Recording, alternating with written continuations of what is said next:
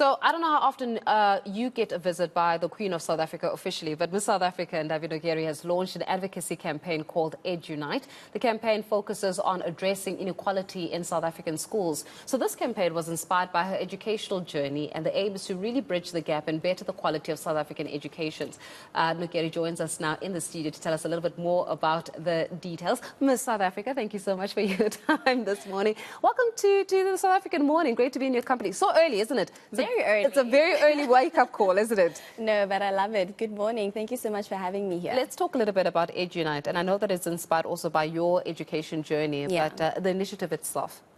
Yeah, so EduNite really is something that stemmed from my own experience. I come from a village, and where I grew up, I was actually fortunate to go to schools in the suburbs. So I got to realize that there's a big difference between the education that I was getting when I would go out to the schools in the suburbs versus my peers back at home. And so just in that itself, the trajectory of our lives turned out to be completely different. And so when I realized that I have a platform to now make a difference, that was the go-to. That is something I knew I had to focus on. And you're touching on the root cause of why we're experiencing some of even the unemployment rate amongst young people. Absolutely. It's because of the unequal education and the distribution of education in itself.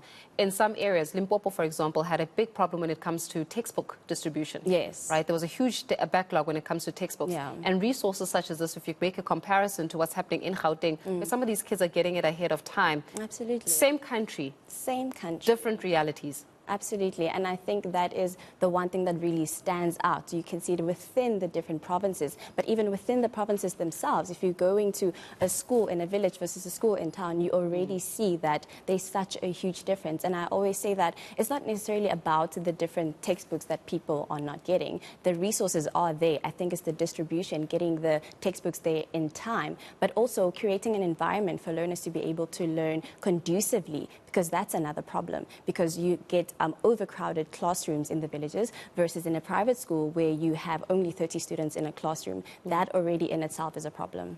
Never mind that, the socioeconomic background.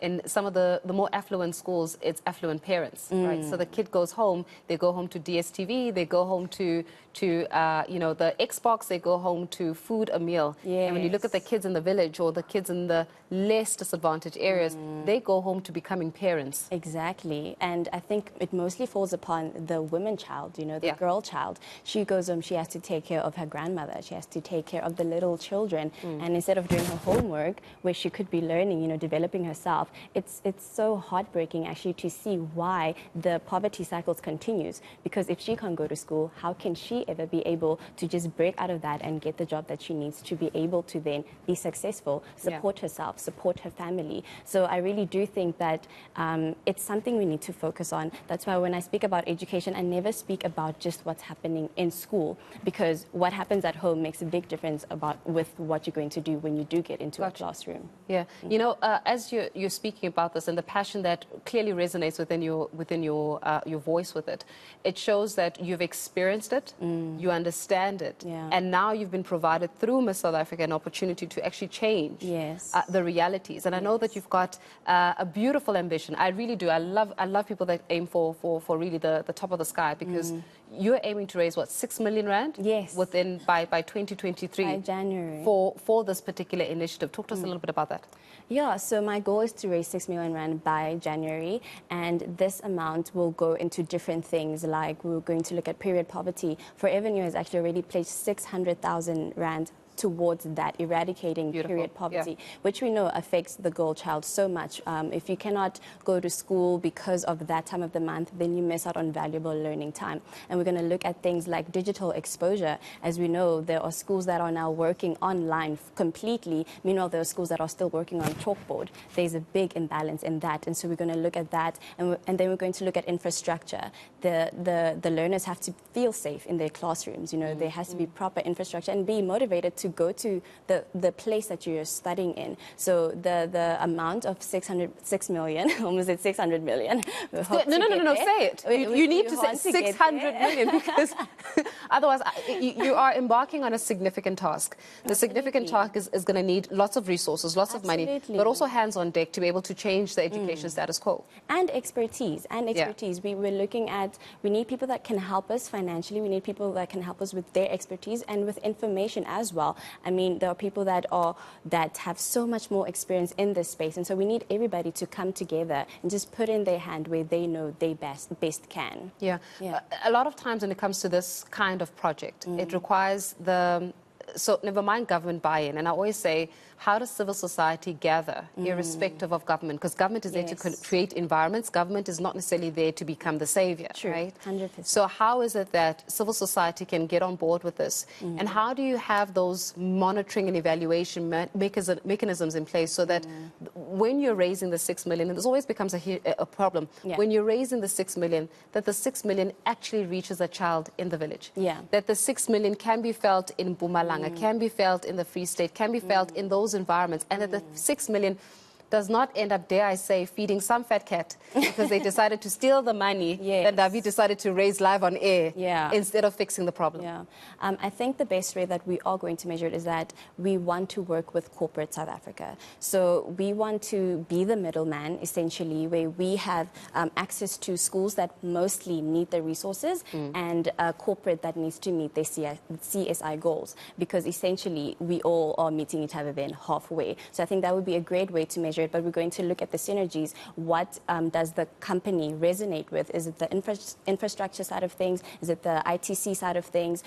Is it more the textbook side of things? So in that sense, we can see exactly where the finances are going, because to me, that is the biggest goal, to ensure that the money goes exactly where it needs to go. And that's why EduNite also focuses on having those conversations with students, with learners that mostly need it. Yeah, the conversations that you are having, I can imagine that you're also doing a little bit of a campaign just to get the feeling and the sentiment on the ground.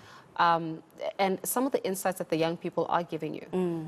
Let's talk a little bit about that, because I think sometimes we have interventions, but we don't speak to the source of the problem.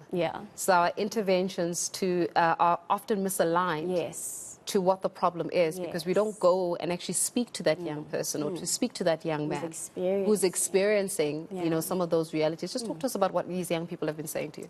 Yeah, so it's actually not shocking, but load shedding came up as one of the biggest problems for learners currently, because when they are trying to do their assignments, their homeworks late at night, that is something that is interrupting their study time. And so learners are truly, you can see how much they really want to learn and how they really want to adjust themselves to load shedding, which is actually so disheartening to think that they now have to adjust themselves to a national problem instead of us making it easy for them to learn.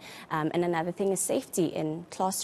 A lot of the girl students don't feel safe going to their schools. And I know you know gender-based violence in our country has become such a norm for us to say GBV, but it's a real problem, and learners are facing it, and it is it's affecting them and their educational performances. So that's some of the things. And when we look at as well the transition from high school into university, a lot of students are stressed about how that is going to work, especially also first years, because when they do get to university, they are fully relying on the national funding scheme to support them. And currently, it's not enough. It is not aligned with the current economy. You know, it can't support their lifestyle. And so that in itself adds additional stress to a student outside of their actually academic work.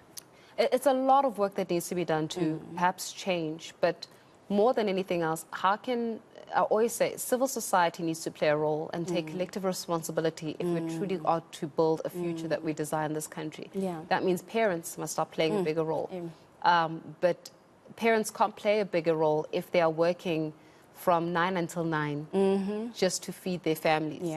So how do parents then start intervening in civil society, grown-ups? How do grown-ups start intervening in ensuring that this actual vision materializes?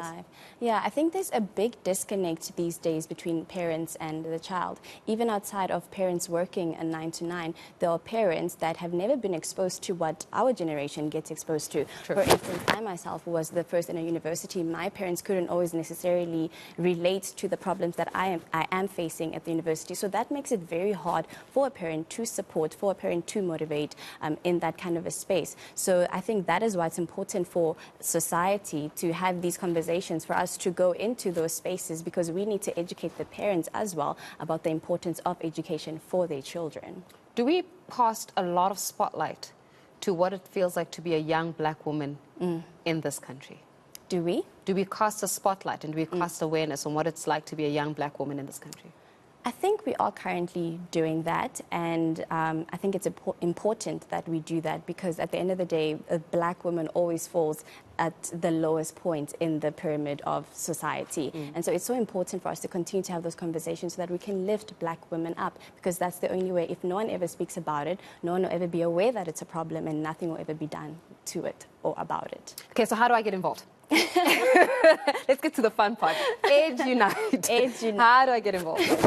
So there's so many ways that I think with you on a personal level you can get involved, because we also want to work with a lot of expertise, and we also look at the career experience. What can a person learn? And I think when we have one of the conversations about careers, we will definitely love to have someone like you on board as well to come and have those conversations about what it's like to have your career, what challenges you may have faced, because we know a lot of learners from the disadvantaged areas actually don't even know about the different careers that are available to them. And so for me, that's also a very important conversation to have, for them to see that there's so much more and what it actually looks like when you get there. You don't all have to become a policeman or an accountant or a lawyer or an accountant. You know, that one's very famous. So I think just having those conversations as well, and if you have any networking, very important. If you have any connections to the corporate of South Africa, because I think that's where we can get the biggest plug for us to really ensure that we get those funds that we need. And then if civil society says, and they're listening to this conversation right now, and they say, listen, I hear you. All I have is 100 Rand, but I want to contribute my 100 Rand to this worthy cause. How do I do so? Okay, so you can contact us at info@misssouthafrica.co.za. So that's info@missa.co.za.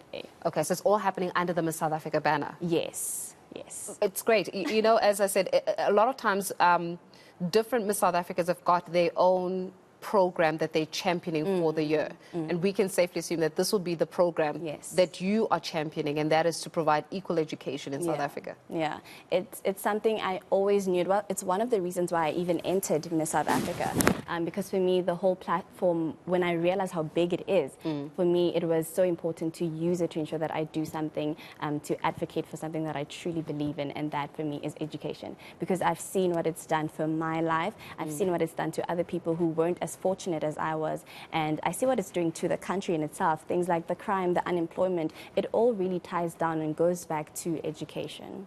Ndavi, I look forward to supporting this initiative, and I think lots of South Africans that are watching this program right now are looking forward to supporting it.